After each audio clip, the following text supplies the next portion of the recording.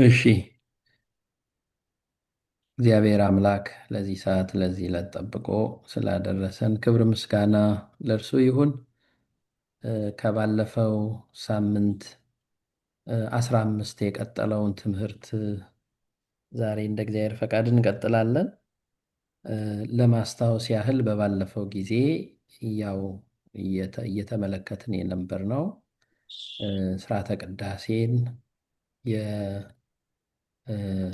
የተወሰኑ ክፍሎችን ከዚህ ቀደም ለማየት ሞክረናል። ወደኋላ ወስጃችሁ ባለፈው ያየነው እ የመጀመሪያው የካህኑን ዜማ በዜማ በአብይ ዜማ ከፍ ባለ ድምፅ የሚያሰማውን አሃዱ አብ ቅዱስ፣ አሃዱ ወልድ ቅዱስ፣ አሃዱ ውእቱ መንፈስ ቅዱስ የሚለውን ተመልክተናል። ያም ከምስጢረ ሥላሴ ጋር እንዴት እንደሚናበብ ቅዳሴ ሲባል እንደው ዝም ብለን አስቀድሰን ዜማውን ብቻ ሰምተን ምንሄድበት ብቻ እንዳልሆነ በዛውም ነገር ሃይማኖትን ነገር እግዚአብሔርን ምስጢራቱን ሁሉ በዚሁ በቅዳሴው ላይ የምንመለከትበት መሆኑን አይተናልና የአንዳንዱን ትርጉም ከዛ ከቪዲዮ ላይ ወደኋላ ሄዳችሁ ትመለከቱታላችሁ። አሃዱ አብ ቅዱስ ሲል ምን ማለቱ ነው? አሃዱ ወልድ ቅዱስ ሲል ምን ማለቱ ነው? አሃዱ ውእቱ መንፈስ ቅዱስ ሲል ምን ማለቱ ነው የሚለውን በሶስት በሚሆኑ ትርጉሞች ተመልክተናልና ከዛ ያንን ህዝቡ ደግሞ ተሰጥኦ በዜማ የሚቀበልበት እንዳለ ተመልክተናል። በአማን አብ ቅዱስ፣ በአማን ወልድ ቅዱስ፣ በአማን ውእቱ መንፈስ ቅዱስ። አብ በእውነት ቅዱስ ነው፣ ወልድም በእውነት ቅዱስ ነው፣ መንፈስ ቅዱስም በእውነት ቅዱስ ነው ብለን ምስክርነታችንን የምንሰጥበት ካህኑ ያለውን መልሰን እኛም ደግሞ በዜማ የምናረጋግጥበት መሆኑን ተመልክተናል እና ይህ የቅዳሴ ጸሎት ምስጢረ ሥላሴን በጎላ በተረዳ ሁኔታ የሚያስገነዝብ መሆኑን ተመልክተናል። ከዛ በኋላ ያሉትንም እንደዚሁ ከመዝሙረ ዳዊት መዝሙር 116 ላይ ያሉትን ካህኑ እየተቀበልን በመቀባበል እስከ መጨረሻው ስብሐት ለአብ ወወልድ ወመንፈስ ቅዱስ ይእዜኒ ወዘልፈኒ ወለዓለመ ዓለም እስከሚለው ድረስ ያለውን በዜማ በመቀባበል እንደምንለውና የመጀመሪያው የዲያቆኑን የዜማ በዜማ ተንሥኡ ለጸሎት የሚለውን ምን ትርጉሙን እንዴት እንደሆነ ተመልክተናል። ከተቀመጣችሁበት ከሰገዳችሁበት ተነሱ፣ ከአራተ ዝንጋዬ ወይም ደግሞ ከመዘንጋት ከመርሳት አልጋ በተዘክሮተ እግዚአብሔር ተነሱ፣ እግዚአብሔርን በማሰብ ተነሱ እያለ እንደሚቀሰቅሰን እኛ ደግሞ አቤቱ ዘንልን፣ ራራልን፣ እግዚኦ ተሳሃለነ ይቅር በለን እያልን እንደምንጸልይ ሰላም ለኩልክሙ ካህኑ እንደሚለን ይሄ እንግዲህ በሲኦል ለነበሩት ነፍሳት አዳም ለጸሎት ተነሱ ብሎ ማወጁን እነዚያም ነፍሳት የአባታቸውን የአዳምን ቃል ሰምተው እግዚኦ ተሳሃለና አቤቱ ይቅር በለን ራራልን እንዳሉ ጌታም የአዳምና የልጆችን ጸሎት ሰምቶ በአካለ ነፍስ ወደ ሲኦል ወርዶ በዕለተ ዓርብ ሰላም ለኩልክሙ ሰላም ለእናንተ ይሁን ብሎ ብርሃነ መለኮቱን እንደገለጠላቸው በዛን አይነት ምስጢር የሚቀርብ ጸሎት መሆኑን ተመልክተናል። የጸሎተ ባስልዮስንም እንደዚሁ አይተናል። ከዛ በኋላ ያለው ጸሎተ መባ ነው። እንግዲህ ጸሎተ መባን አይተን ነው ያቆምነው። የመባው ጸሎት ልዩ የሆነ ጸሎት እንደሆነና ሰው ወደ ቤተ ክርስቲያን ለጸሎት ለቅዳሴ ስንሄድ በዚያ ላይ ይሄ ጸሎት ለእኛም ሁሉ እንደሚደረግልን እንደሚደርሰን ለማየት ሞክረናል። በእርግጥ የሰጠ መባ ይዞ የሄደ ብቻ ሳይሆን ፈቃድንም እግዚአብሔር ተቀብሎ ንጹሕ ፈቃድን ተቀብሎ እንደሰጠ አድርጎ የሚቀበልበት ጸሎት እንደሆነ ተመልክተናል። እንግዲህ እስከዚህ ድረስ ነው ያየነው እና ከዛ በኋላ ካህኑ ዲያቆኑ ጸልዩ በእንተ እለአበው መባ መባ ስለሚያስገቡ ሰዎች ጸልዩ እያለ ያዘናል። እንግዲህ እኛም ደግሞ መባቸውን የወንድሞቻችንን መባ የእህቶቻችንን መባ ተቀበል፣ የእኛንም መባችንን ቁርባናችንን ተቀበል ብለን የምንጸልየው ጸሎት ነው ማለት ነው እና የመባ ጸሎት የሚጸለየው ከገንዘባቸው መባ ለሰጡት ምዕመናን ብቻ ሳይሆን ለመስጠት አስበው ባይኖራቸውና ባይሳካላቸው ፈቃዳቸውን ይቀበል ዘንድ ስለ እነርሱ የሚጸለይ ጸሎት ነው። እዚህ ድረስ ተመልክተናል እና ከዛ በኋላ እንግዲህ መባ በገንዘብ የሚሰጥ መባ አለ። እንደገና ደግሞ የንዋያተ ቅድሳት መገልገያ የሆኑትን እንደ ዕጣን፣ ጧፍ፣ ዘቢብ፣ ጥላ፣ ልብሰ ተክህኖ፣ መጽሐፍት እነዚህን ሁሉን የሚሰጡትን በሙሉ በመባ ነው የሚያዘው እና ስለዚህ ይሄንን ንጹሕ የሆነውን ለእግዚአብሔር ወስደን የምንሰጥበት ስርዓትና ጸሎቱ ለእኛም የሚደርሰን ነው እና ያንን ካልን በኋላ ተሰጥኦን ከመለስን በኋላ ካህኑ እንደገና የሚጸልየው ጸሎት አለ እና የራቀውን አቅርቦ እንደገና ይጸልያል። እንዳለፈው ቀደም ሲል እንደጸለየው አይነት ጸሎት ነው። የቅዳሴ መጽሐፍ የምትከታተሉ ካላችሁ የትንሹን ገጽ 47 ላይ ነው ያለው። አምላካችን እግዚአብሔር ሆይ እንለምንሃለን፣ እንማልድሃለን ከሁሉ በላይ በምትሆን በአንዲት ቅድስት ቤተ ክርስቲያን ውስጥ መባ ስለሚያገቡ ሰዎች መሥዋዕቱን መጀመሪያውን ከአስር አንዱን የመታሰቢያውን ምስጋና ብዙንና ጥቂቱን የተሰወረውን የተገለጸውን ይሰጡ ዘንድ ሲወዱ የሚሰጡት ከሌላቸው ላይ ፈቃዳቸውን ተቀብለ ለሁሉም የበረከት ዋጋን ስጥ፣ እድል ፈንታም ትሆን ዘንድ ለዘላለሙ አሜን ብሎ በድጋሚ ይጸልየዋል ማለት ነው። ያንን ጸሎት መልሶ እንደገና ይጸልያል እና ይሄ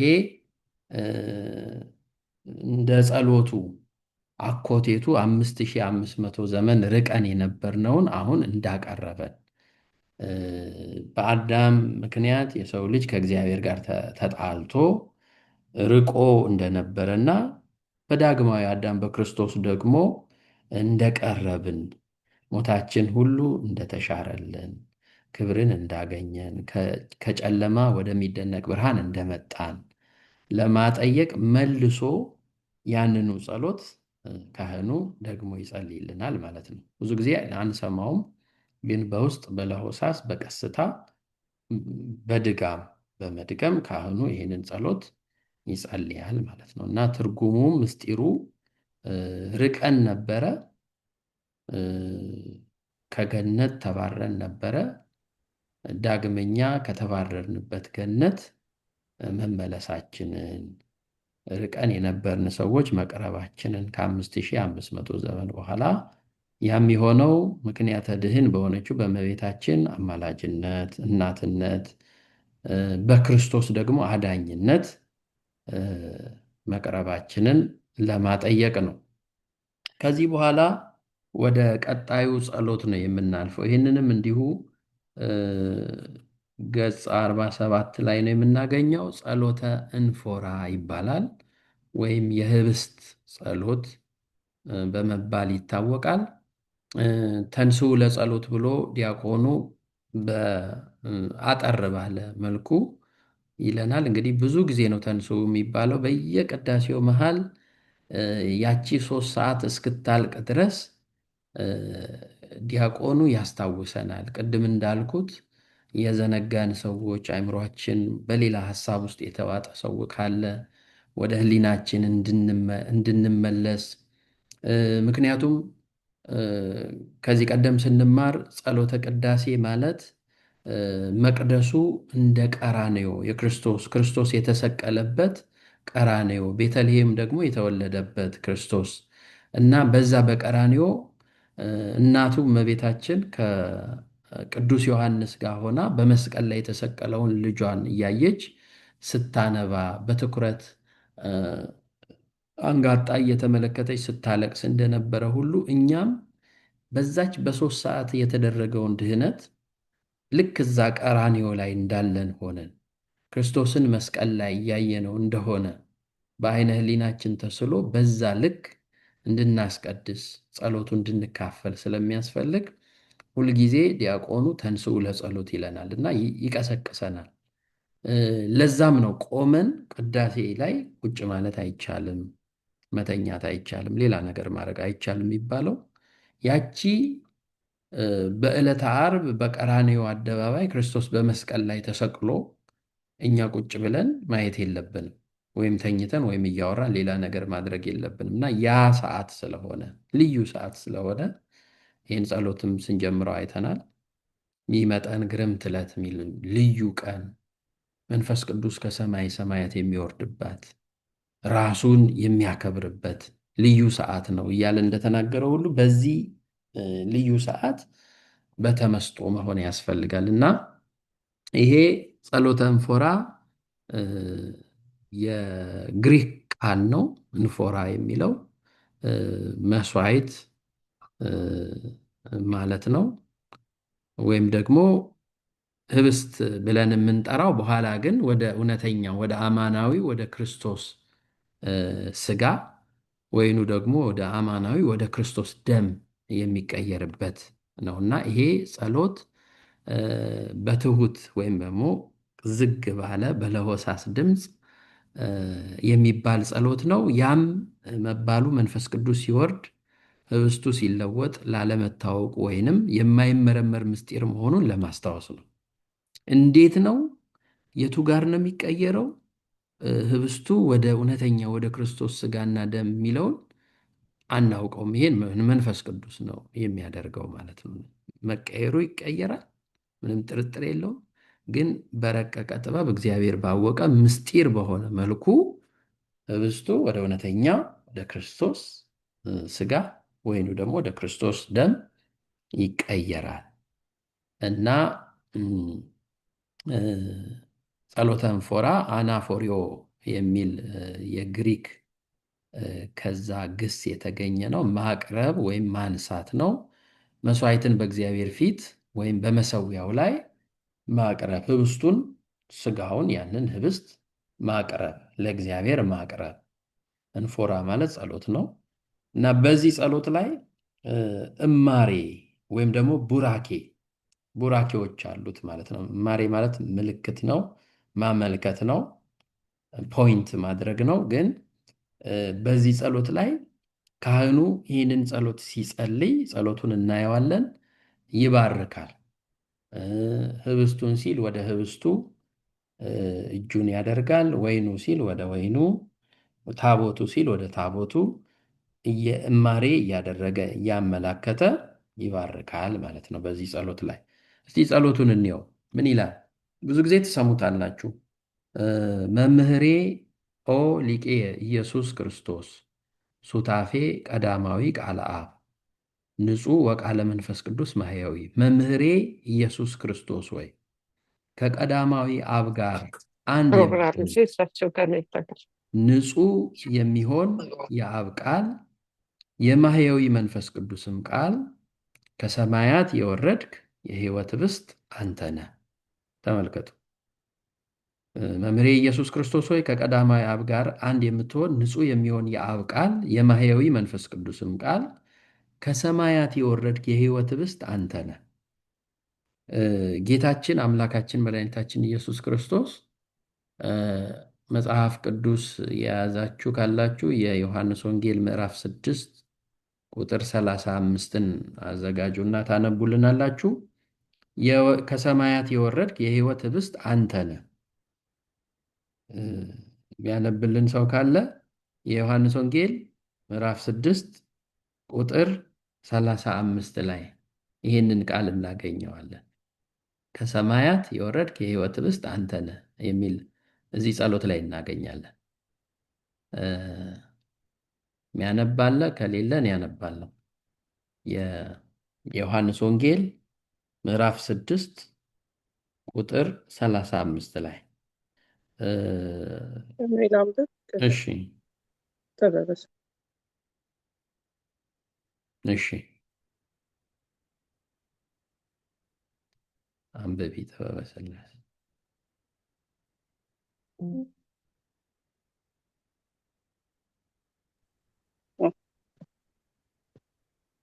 ዮሐንስ ወንጌል ቁጥር 6 ምዕራፍ 6 ቁጥር 35 ኢየሱስም እንዲህ አላቸው፣ የሕይወት እንጀራ እኔ ነኝ። ወደ እኔ የሚመጣ ከቶ አይራብም፣ በእኔ የሚያምንብኝ ሁል ጊዜ ከቶ አይጠማም። ነገር ግን ይበቃናል። የጸሎቱ ላይ ያለውን ጸሎተ ቅዳሴ መጽሐፍ ቅዱሳዊ ነው ይዘቱ ሁሉ መሰረቱ ሁሉ መጽሐፍ ቅዱስ ነው የሚለውንም እንድንገነዘበው ነው። በዚህ የህብስቱ ጸሎት ላይ ይህንን ጸሎት እናገኛለን፣ ቃል በቃል ማለት ነው። ከሰማያት የወረድክ የህይወት ህብስት አንተ ነህ። እዛ ላይ ራሱ አነ ውእቱ ህብስተ ህይወት፣ እኔ የህይወት እንጀራ ነኝ፣ እኔን የሚበላ እኔን የሚጠጣ የዘላለም ህይወት ያገኛል፣ ከቶ አይራብም አይጠማም እያለ ሙሉ የዮሐንስ ወንጌል ስለ ምስጢረ ቁርባን ነው የሚያስተምረው። ምስጢረ ቁርባን ሰው ስጋውና ደሙን በልቶ የዘላለም ህይወት እንደሚያገኝ በመጨረሻም በፍርድ ቀን በቀኝ እንደሚነሳ የክብር ትንሣኤ እንደሚያገኝ ይናገራል። እዚህ አሁን ቤተክርስቲያን ከምስጢራቱ ሁሉ ዋና ምስጢር አድርጋ ስጋው ደሙን አበክራ ትናገራለች። ልጅነትን ስናገኝ ስንጠመቅ በስጋው ደሙ እንታተማለን። የእግዚአብሔርን የጸጋ ልጅነት እናገኛለን። በጋብቻ ጊዜ ጋብቻችንን በስጋው ደሙ እናደርጋለን። አንድነትን፣ ውህደትን እናገኛለን።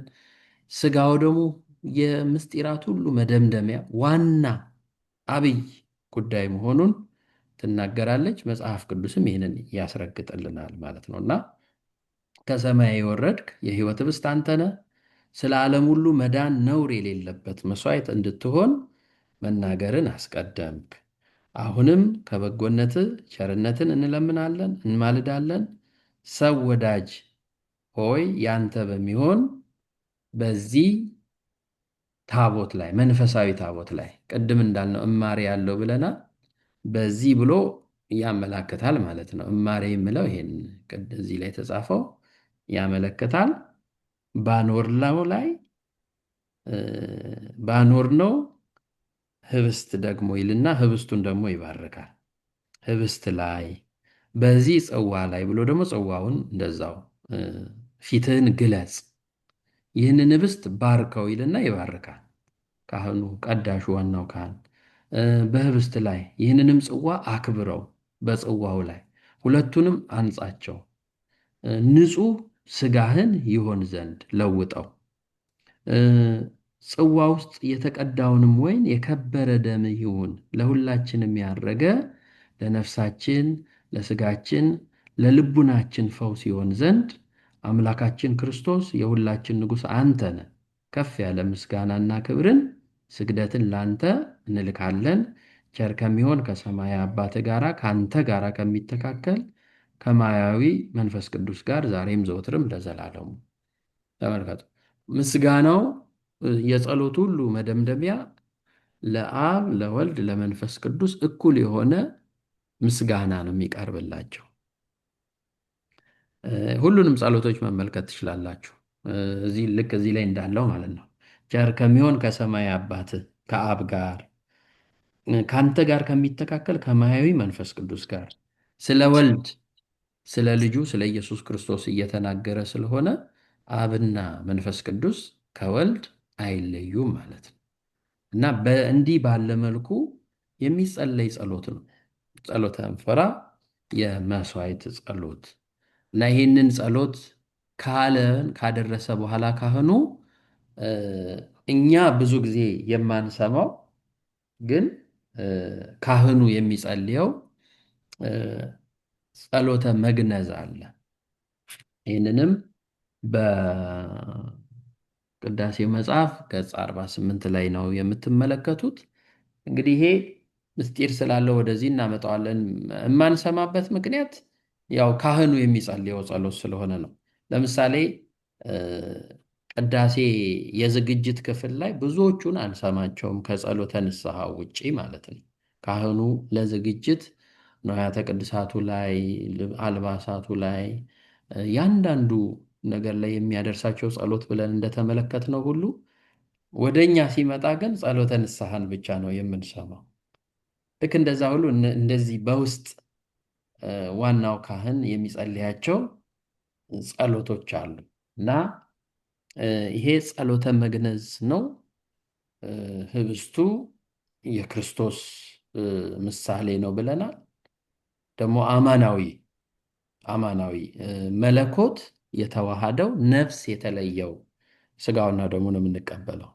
እንዳትረሱ፣ መለኮት የተዋሃደው ነፍስ የተለየው ስጋውና ደሙ።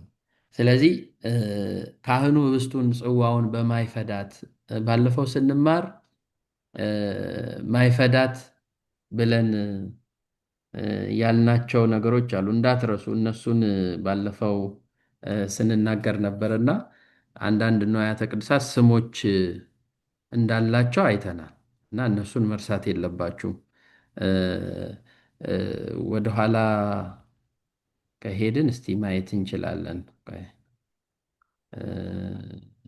ስማቸውን ሁሉ ዘርዝረን ስላስቀመጠን ማለት ነው፣ የትኞቹ ናቸው የሚለውን በጣም ብዙ ርቀን መጥተናል። እነዚህ አሁን ንዋያተ ቅድሳት ናቸው፣ የዝግጅት ክፍል ላይ ጸሎት የምንጸልይባቸው ማለት ነው። ይታያሉ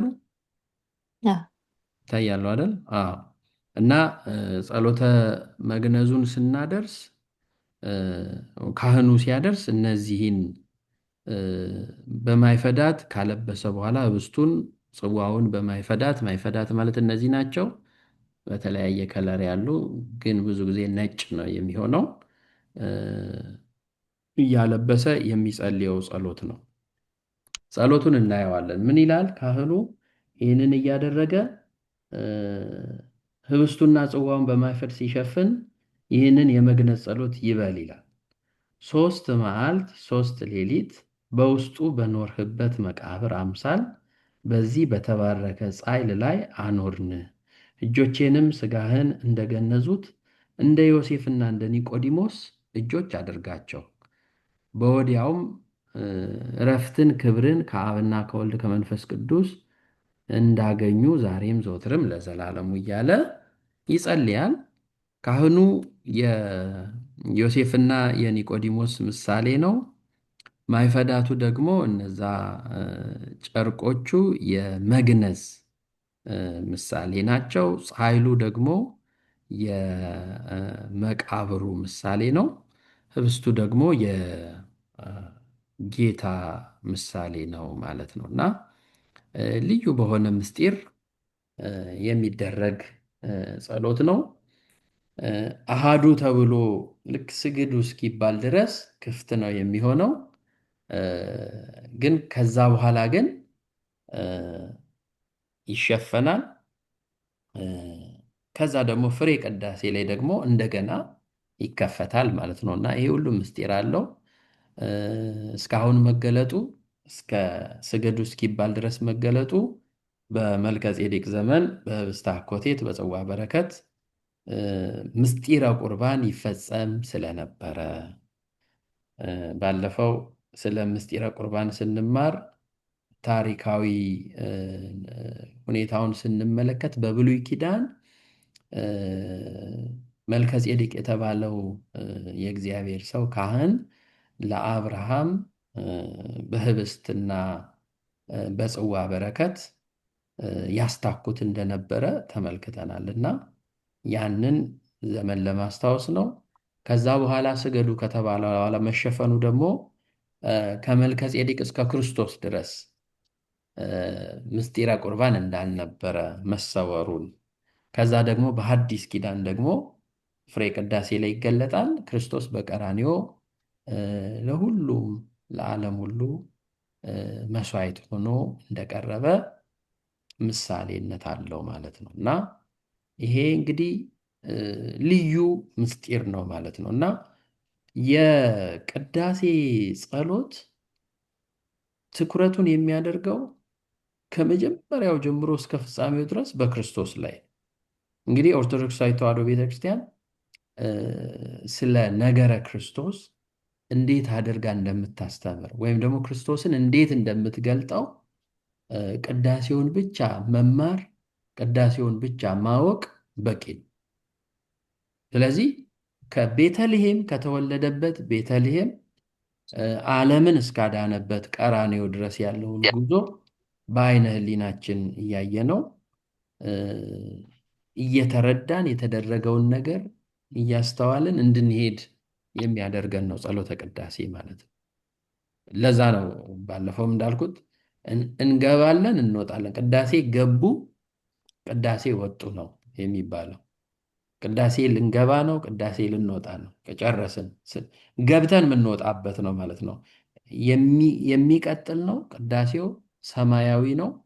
እኛ ግን እንገባለን፣ በተወሰነ ሰዓት 3 ሰዓት ቆይተን እንወጣለን እና እንደዛ አይነት ስርዓት ነው እና አጠቃላይ ክርስቶስን በተለይ የማዳን ስራውን በደንብ በግልጽ የምንረዳበት ነው ማለት ነው። ከዛ በኋላ ወደ ቀጣዩ ነው የምናልፈው። ዲያቆኑ የሚያዘን ትእዛዝ አለ ማለት ነው እና ይሄ ጸሎተ አስተብቆት ወይም ደግሞ የልመና ጸሎት ይባላል። የልመና ጸሎት አሁን ከዚህ በኋላ የሚቀጥሉት የልመና ጸሎት ናቸው። በዋናነት የዋናው ዲያቆን ስራ ትእዛዝ ነው የሚያዘን። ስገዱ ይለናል፣ ተነሱ ይለናል ለጸሎት፣ ወደ ምስራቅ ተመልከቱ ይለናል፣ አስተውሉ ይላል። በጣም ብዙ ትእዛዞች አሉት እና እነዛን ሁሉ የሚያዘን ዲያቆኑ ነው። አሁን ትእዛዝ አለ የዲያቆኑ ፊቱን ወደ ምዕራብ ይመልስ። ቀድሞውንም ወደ ምዕራብ ነው። ከመንጦላይቱ መጋረጃ በአፋ በውጭ ሆኖ መውጣቱን ሲያሳይ እንደዚህ ይለናል። ትእዛዝ አበዊነ ሐዋርያት ኢያንብር ብእሲ ውስተ ልቡ ቂመ ወበቀለ ወቅንዓተ ወጸላ ላዕለ ቢጹ ወኢ ላዕለ መኑሂ። የአባቶቻችን የሐዋርያት ትእዛዝ ነው። ሰው በልቡናው ቂምና በቀልን፣ ቅናትና ጠብን በባልንጀራው ላይ በማንም ላይ ቢሆን አይያዝ ብሎ ትእዛዝ ያዘናል ማለት ነው። ቅዳሴ ላይ ሰው ከሰው ጋር ተጣልቶ ቅዳሴ ላይ መቆም አይችልም። እንኳን ቅዳሴ ላይ አባታችን ሆይ የምትለዋን አቡነ ዘበሰማያትን ጸሎት እንኳን ሰው ከሰው ጋር ተጣልቶ መጸለይ አይችልም። ጸሎቱ ራሱ እንዳንጸልየው ይከለክለናል። አባታችን ሆይ በሰማይ የምትኖር ስምህ ይቀደስ፣ መንግሥትህ ትምጣ፣ ፈቃድህ በሰማይ እንደሆነች እንዲሁ በምድር ትሁን። የዕለት እንጀራችንን ስጠን ዛሬ፣ በደላችንን ይቅር በለን የበደሉንን ይቅር እንደምንል እንላለን። ሰው የበደሉንን ይቅር እንደምንል ብሎ ለመናገር መጀመሪያ ይቅር ባይ መሆን ይኖርበታል ማለት ነው። ስለዚህ ጸሎቱን ለመጸለይ ይቅር ባይ መሆን ይቀድማል። ይቅር ባይ መሆን፣ ይቅር ማለት። ይቅር ሳይል ሰው እግዚአብሔርን ይቅር በለኝ ማለት አይችልም። ልክ እንደዛ ሁሉ እዚህም ጸሎት ላይ ቂምን ይዞ፣ በቀልን ይዞ፣ ቅናትን ይዞ፣ ጠብን ይዞ በልቡናው በቅዳሴ ላይ መቆም፣ ማስቀደስ፣ መገኘት አይቻልም ማለት ነው። ስለዚህ ይቅርታ ማድረግ ይቀድማል። ማንም ከወንድሙ ጋር ቂምን፣ በቀልን፣ ቅናትን፣ ጠብን በልቡ አያኑር። ይህንን አጎንብሰን ለራሳችን ይቅርታ ከመጠየቅ በፊት ለሌላው ይቅርታ መስጠት፣ ልብን በይቅርታ ማንጻት ያስፈልጋል ማለት ነው። የማቴዎስ ወንጌል ምዕራፍ 6 ቁጥር 14 ላይ ለሰዎች ኃጢአታቸውን ይቅር ብትሉ የሰማይ አባታችሁ እግዚአብሔር እናንተን ደግሞ ይቅር ይላችኋልና፣ ለሰዎች ግን ኃጢአታቸውን ይቅር ባትሉ አባታችሁም ኃጢአታችሁን ይቅር አይላችሁ። በቃ ይሄ ግልጽ ነው። እኛ ይቅር ካላልን እግዚአብሔር ይቅር አይለንም። ጸሎቱም እንደዛ ነው። ይቅር ለመባል እግዚአብሔርን እግዚአብሔር ይቅር እንዲለን ኃጢአታችን ይቅር እንዲባልልን ለሰዎች ይቅር ልንል ይገባል። የበደሉንን ሰዎች የበደልናቸውን ሰዎች ብቻ አይደለም፣ እኛ የበደልናቸውን ሰዎች ይቅርታ ማለት ይገባል።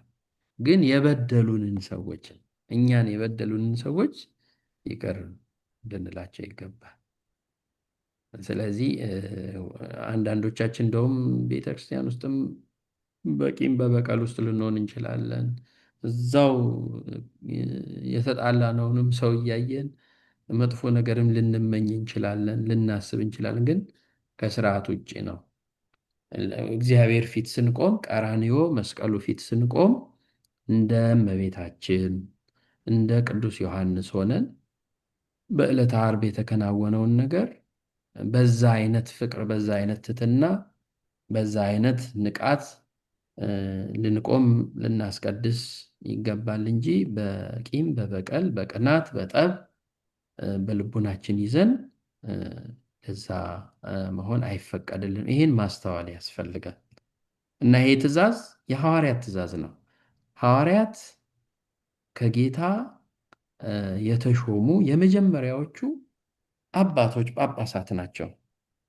ከነሱ የመጣው ክህነት ዛሬ ድረስ እኛ ጋር አለ። በዛ ሐዋርያን አበው ከነሱ የመጣው ክህነት ስልጣን አሁንም ይሰራልና ዛሬም በአባቶች የሚታዘዘውን ትእዛዝ መቀበል፣ በቂም ውስጥ በቅናት ውስጥ በጠብ ውስጥ ካለን መተው ይገባል ማለት ነው እና ጸሎት አስጠብቆት ይሄ የልመና ጸሎት ይቀጥላል። ከዛ በኋላ ስግዱ ነው የሚለን። እንዲህ ካለን በኋላ ዲያቆኑ በፍርሃት ሆናችሁ ለእግዚአብሔር ስገዱ ይለናል። በፍርሃት ሆናችሁ ለእግዚአብሔር ስገዱ። በቅዳሴ ጊዜ ከሚከናወኑ አገልግሎቶች ውስጥ ሰጊድ ወይም ስግደት አንዱ ነው። በቅዳሴ ጊዜ በዋናነት ሁሉም ምዕመናን ልዑካንን ጨምሮ የሚሳተፉበት ሁለት የስግደት ጸሎቶች አሉ፣ ወይም ሁለት ጊዜ መስገድ ይገባል። እነዚህ በአዋጅ የተገለጡ ነው። ከዛ ውጭ ግን አራቴም አምስቴም ልንሰግድ እንችላለን። ግን ስግዱ ብሎ ዲያቆኑ የሚያዘው ግን ሁለት ጊዜ ነው። አንዴ አሁን እዚህ ጋር ስገዱ ይለናል። በኋላ ደግሞ እግዚኦታ ከመድረሱ በፊት ጸሎተ ንስሐ ከመጸለዩ በፊት አርሁ ኆኃተ መኳንን ተብሎ ዲያቆኑ ሲገባ ለትቀውሙ አትቱ፣ የቆማችሁ ሰዎች ራሳችሁን ዝቅ ዝቅ አድርጉ፣ ስገዱ፣ ለእግዚአብሔር ስገዱ በፍርሃት፣ ለእግዚአብሔር በፍርሃት ሆናችሁ ስገዱ ብሎ ያዘናል። ሁለት ጊዜ እንታዘዛለን እና አንዱ እዚህ ጋር ነው። በእነዚህ በሁለቱ ጊዜ ዲያቆኑ ለእግዚአብሔር በፍርሃት ስገዱ ብሎ ያውጃል።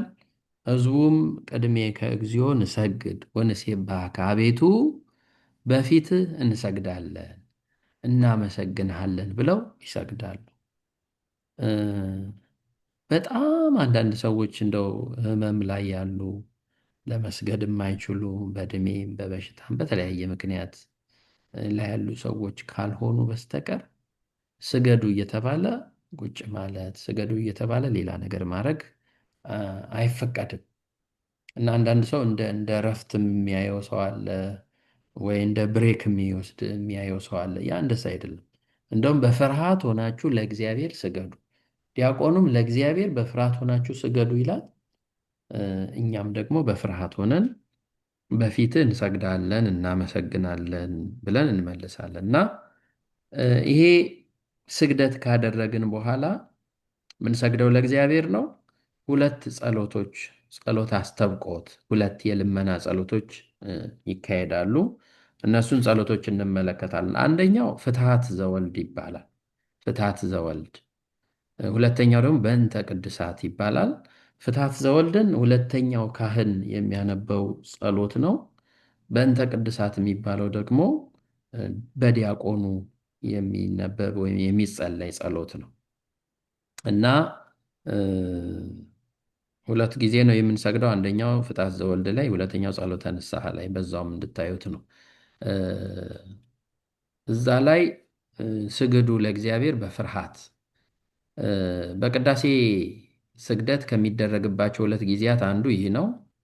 በፈሪሃ እግዚአብሔር ሆኖ መስገድ፣ እግዚአብሔርን በመፍራት ሆኖ መስገድ። ከዛ ቅድሜ ከእግዚኦ ንሰግድ ወንሴብሐከ፣ ሰግደን እናመሰግናለን፣ አንድም እያመሰገን እንሰግዳለን። የምንሰግደው ለሱ ነው፣ ለአምላካችን ነው። ወዲያቆን ይስግድ ለቄስ ወይስግዱ ኩሎሙ ህቡረ፣ ዲያቆኑ ለቄሱ ይስገድ፣ ፊቱን ቄሱ ወዳለበት መልሶ ይስገድ። ምክንያቱም አራያ መሆን ስላለበት ሁሉም እርሱን አብነት አድርገው ይስገዱ ይላል። የማይሰግዱ ግን አሉ። ለምሳሌ መስቀል፣ መብራት፣ መጽሐፍ የያዙት እንዲህ ወድቀው በግንባራቸው ተደፍተው አይሰግዱም። ምክንያቱም እነዛም መስዋዕት ስለሆኑ የመብራት መስዋዕት፣ መስቀል ስለያዙ፣ ግን አንገታቸውን በአድህኖ ዝቅ አድርገው ይሰግዳሉ፣ ጸሎቱ እስኪያልቅ ድረስ ማለት ነው። እና ዲያቆኑ ግን አብነት ስለሆነ ምሳሌ ስለሆነ ወድቆ ይሰግዳል። እኛም ወድቀን በግንባራችን መሬት ነክተን እንሰግዳለን። ይሄ ለእግዚአብሔር የምንሰግደው ስግደት ነው። ስግደት ከልብ የሆነ ጸሎት እንጂ የእረፍት ወይም የእንቅልፍ ሰዓት መሆን የለበትም። አንዳንዶቻችን እዛው በሰገድንበት እንቅልፍ ሊጥለን ይችላል እና ምን ያህል ሕሊናችን እንደተሰረቀ የሚያሳይ ነው። እና ይሄንን በደንብ ልናስተውል ይገባል። ያለነው ቀራንዮ በዕለተ ዓርብ መስቀሉ ላይ ነው። መስቀሉ ስር ነው ያለነው እና እዛ ላይ በአንቃዶ ሕሊና በሰቂለ ልቦና አእምሯችን፣ ሕሊናችን ትኩረት አድርጎ ማስቀደስ ያስፈልጋል እና የእረፍትም ሰዓት አይደለም፣ የእንቅልፍም ሰዓት አይደለም። ስገዱ የሚባለው ጸሎት አለው። አሜን ምንለው አለ፣ ምን መልሰው ጸሎት አለ። ፍትሐት ዘወልድን እንመልከተው። ፍትሐት ዘወልድ በነገራችን ላይ ንስሐም ከገባን በኋላ በቀኖናችንን ስንጨርስ የሚጸለይልን ጸሎት ነው። ፍትሐት ዘወልድ በጣም ልዩ የሆነ ጸሎት ነው። ይህንን ካህኑ ንፍቀ ካህን የሚራዳው ካህን የሕዝብ ጸሎት ስለሆነ ወደ ሕዝቡ ፊቱን አዙሮ ይጸልያል እና ወደ ሕዝቡ ዞሮ የሚጸልየው ጸሎት ነው። ስልጣን ያላቸው ካህናት ለማንጻት፣ ለመናዘዝ፣ ኃጢአትን ለማስተስረይ፣ በደላቸውንም አምነው በንስሐ ለሚቀርቡ የሚጸልዩት ጥንታዊ ጸሎት ነው ይላል እና ጸሎቱን እንመልከተው።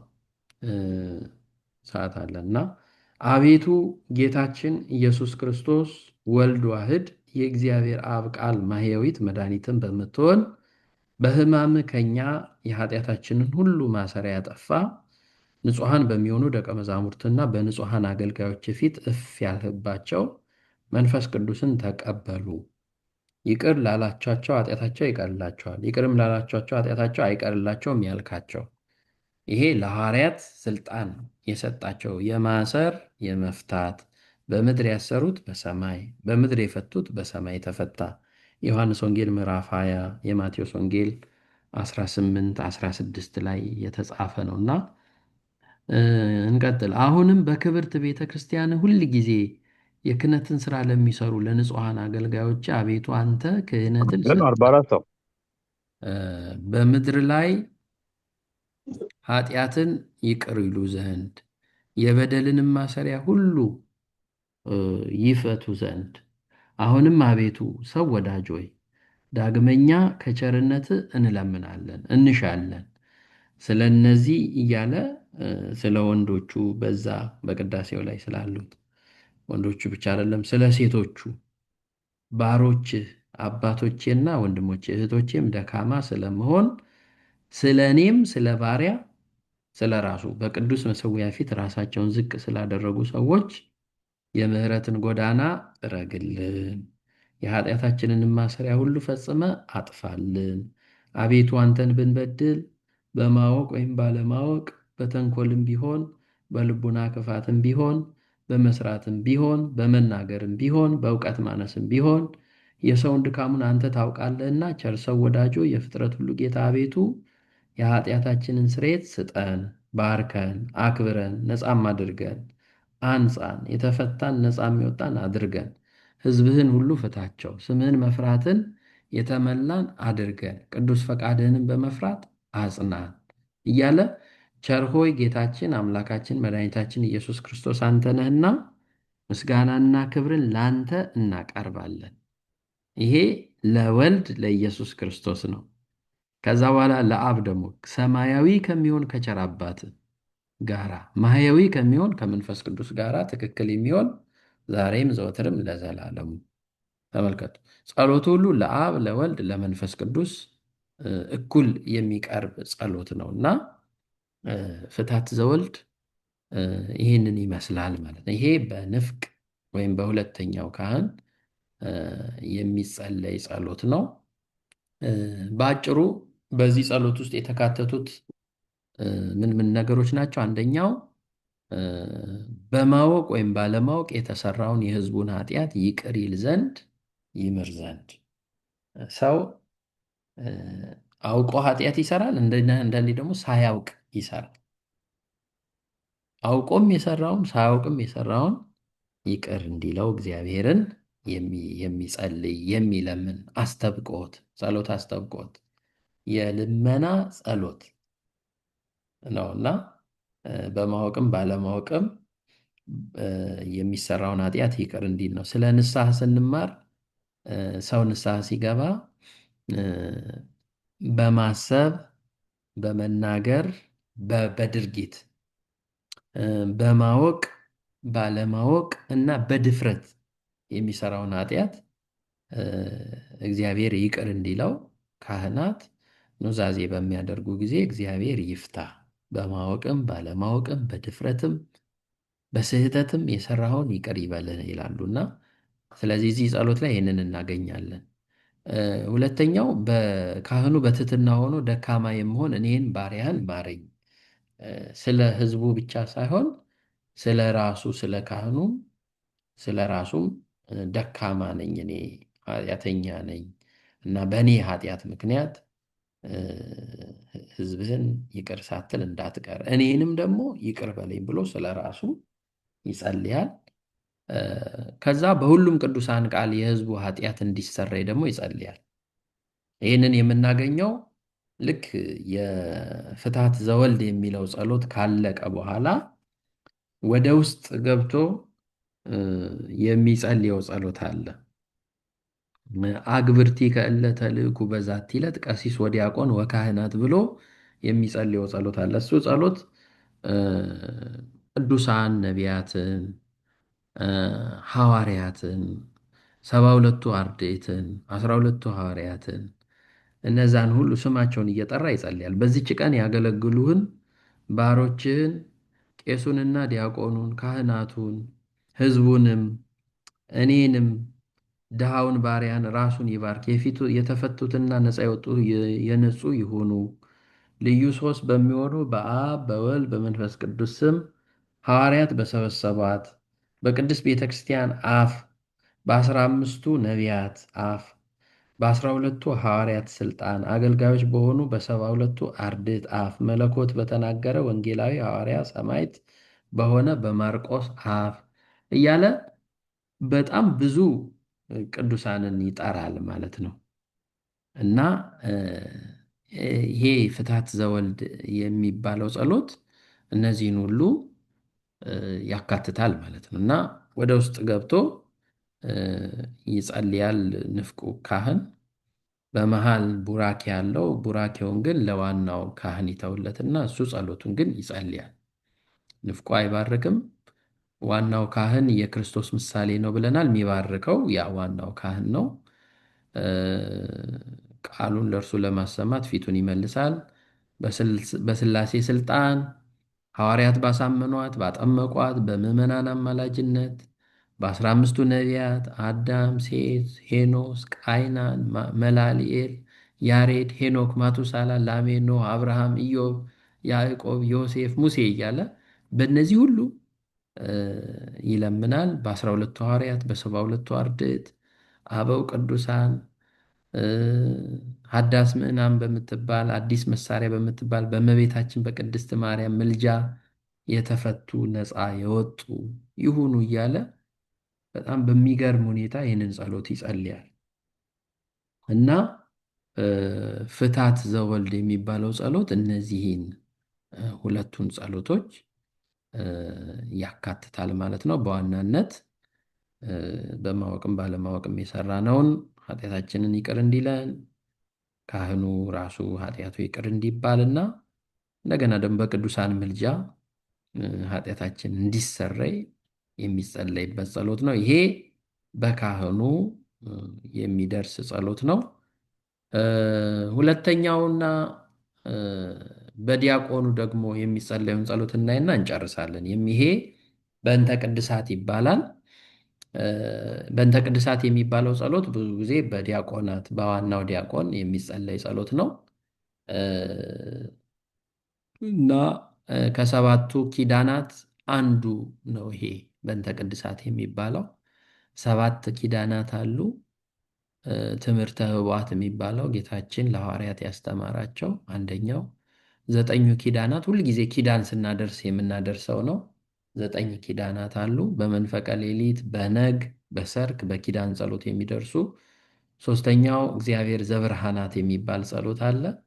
4ኛው በእንተ ቅድሳት፣ ይሄ አሁን የምናየው በእንተ ቅድሳት በዲያቆኑ የሚጸለየው ጸሎት ነው። 5ኛው በሰማይ ያሉ የሚል የቅዳሴ የጌታ ቅዳሴ መግቢያ ላይ ያለ ነው። ልቡናችሁ በሰማይ ይሁን ብሎ የሚጸልየው ጸሎት። 6ኛው ቅዳሴ እግዚእ የጌታ ቅዳሴ ነው። 7ኛው ቅዱስ ስሉስ ዘኢይትነገር ብለን በቁርባን ሰዓት የምንጸልየው ጸሎት። እነዚህ 7ቱ ኪዳናት ይባላሉ። ከነዚህ ጸሎቶች ውስጥ በእንተ ቅድሳት የሚባለው ሰግደን በዲያቆኑ የሚጸልየው ጸሎት ነው። እኛ ደግሞ በየምዕራፉ ዲያቆኑ አንድ ስለምታረግ ሥጋውና ደግሞ እግዚአብሔር ይቅር ይለን ዘንድ እንማልዳለን ሲል አሜን ኪርያላይሶን እግዚኦ ተሳሃለነ፣ አቤቱ ይቅር በለን እያልን የምንጸልየው ጸሎት ነው። ሰግደን ነው። ኪርያላይሶን ማለት በራሱ አቤቱ ይቅር በለን ማለት ነው። አንዱ በግሪክ አንዱ በግዕዝ ቋንቋ ነው። የጸሎቱ ይዘት በዚህ የቅዳሴ የጸሎት ክፍል ስለ ሁሉም ፍጡራን በዚህ ዓለም ለሚኖሩ ለሰዎችና ለሞቱ ሰዎች፣ ለእንስሳት፣ ለአራዊት፣ ለአዋፍ፣ ለእጽዋት፣ ለሁሉም ፍጥረታት ይጸለያል። የኢትዮጵያ ኦርቶዶክስ ተዋሕዶ ቤተክርስቲያን ሰው ስላልተረዳት ነው እንጂ በተለይም አሁን ጠላቶቿ በዝተው ሊያጠፏት ይታገላሉ እንጂ እንኳን ለሰው ለሰማይ፣ ለምድሩ፣ ለአራዊቱ፣ ለአዋፉ፣ ለእጽዋቱ፣ ለእንስሳቱ፣ ለዝናብ፣ ለፀሐይ፣ ለዚህ ሁሉ ለባለስልጣናቱ ሁሉ ለመኳንንቱ ስልጣን ላይ ስላሉት ለነዛ ሁሉ የምትጸልይ ቤተክርስቲያን ነው።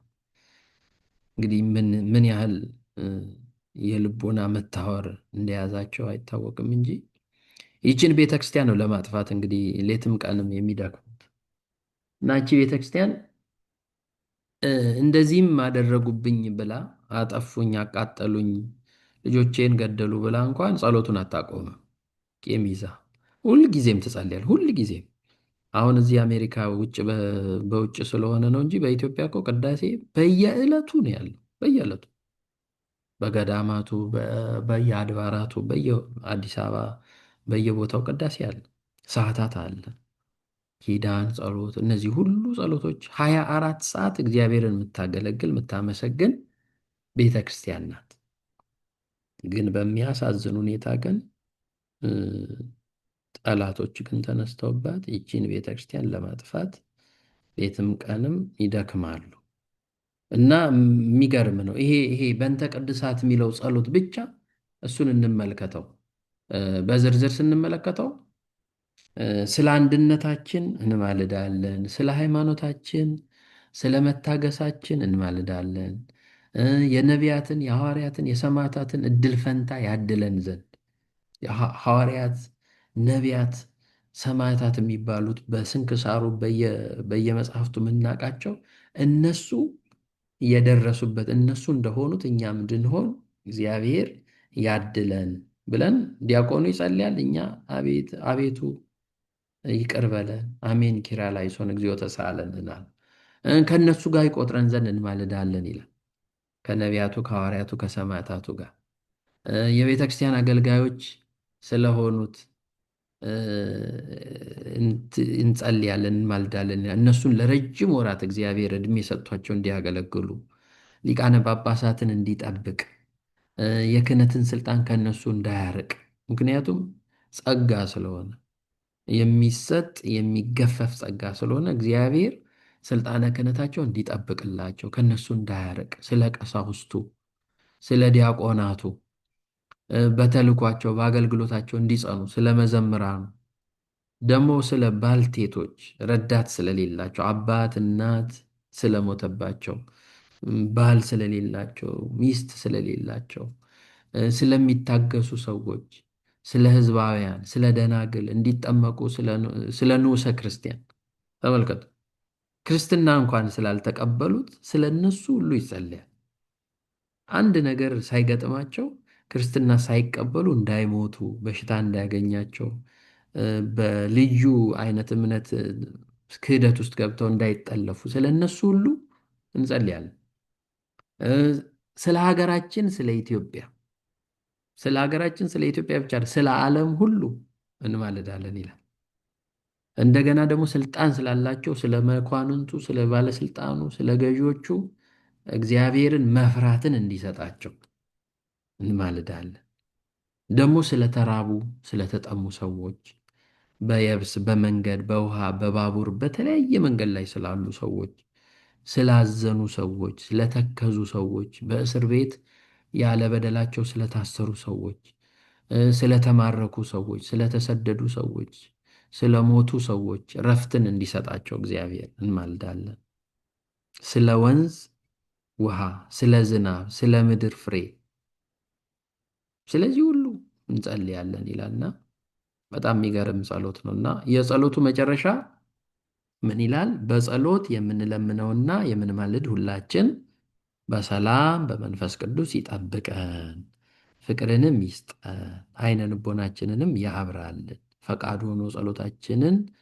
ፈቃዱ ሆኖ ወዶ ጸሎታችንን ይቀበል ዘንድ ቀርበን እግዚአብሔርን እንለምነው ብሎ ጸሎቱን በዚህ ይዘጋና እንደገና ተንስኡ ለጸሎት ይለናል ዲያቆኑ ማለት ነው። እና በጣም የሚገርም ልዩ የሆነ ጸሎት፣ ልዩ ምስጢር ያለው እውነተኛ ከእግዚአብሔር ጋር የሚያቀርበን በውስጣችን በልባችን ቂም በቀል እንዳይኖር የሚያደርግ ጸሎት ነውና እግዚአብሔር መቼም ይህችን ቤተክርስቲያን ስለሰጠን የዚች ቤተክርስቲያን ልጆች ስላደረገን ክብር ምስጋና ይግባው። እኛም ደግሞ ክብራችንን ማወቅ ይኖርብናል። እቺ ቤተክርስቲያን ሕይወታችን እንደሆነች መረዳት ይኖርብናል እና እግዚአብሔር ደግሞ በዚች በኦርቶዶክሳዊ ተዋሕዶ እምነታችን እንዲያጸናን የእርሱ ቅዱስ ፈቃዱ ይሁን። ያስተማረን የመከረን የአባቶቻችን አምላክ እግዚአብሔር ክብር ምስጋና ለስሙ ይሁን። በሰማነው ፍሬ እንድናፈራ አምላካችን እግዚአብሔር ይፍቀድልን። ይቆየን።